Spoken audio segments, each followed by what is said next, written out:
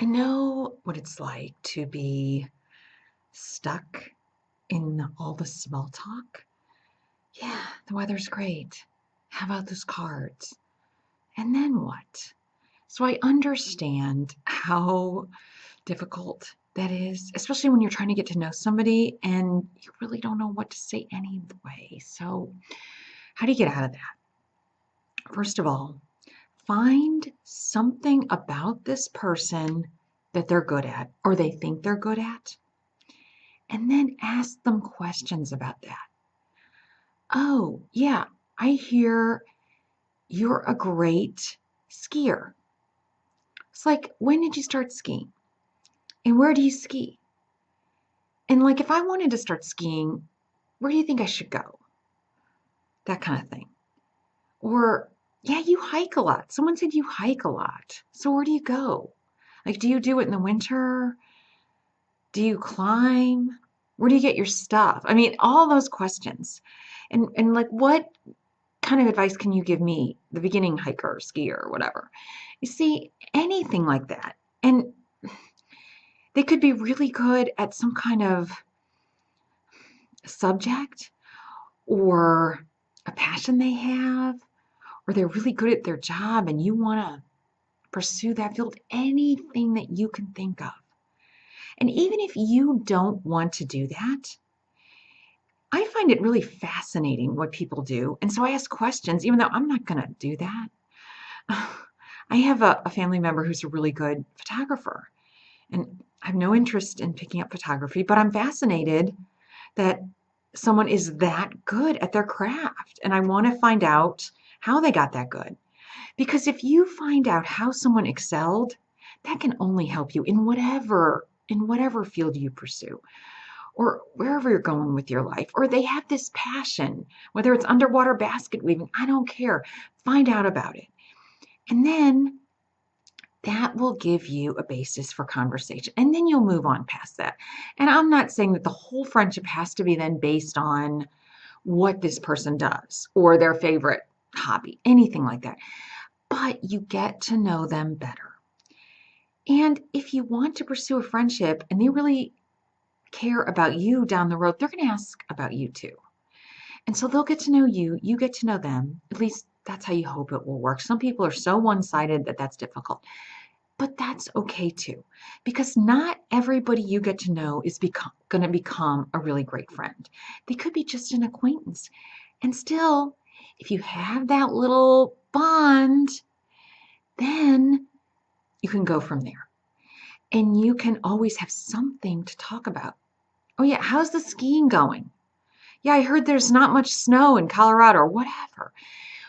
And then you can go on from there to, I don't know, movies about skiing. I'm not where you went on vacation or where you're going on vacation, or someone else who has that same hobby, and then you talk about them. No gossip, but you talk about them and what they're doing with their lives. You see where this is going? Just one little nugget. All you need is one little nugget, and you can just expound on that subject.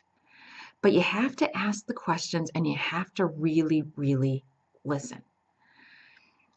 And also, you can bring up what you like to do. You don't necessarily have to wait for them to ask you about it. You could say, you know what? I saw the best movie the other day, and I just love to go to that independent movie theater, over at, because they don't have those shoot 'em up flicks. They have really great character driven movies, and go on a little bit about the movies that you've seen there. And then they'll talk about their favorite movies or music or books or anything like that. So don't be afraid to talk about yourself. The problem develops when you go on and on about yourself and you don't let the other person get a word in edgewise. But you're not doing that. You're asking questions, and then you were saying something about something that happened to you. It could be as mundane as what you had for lunch.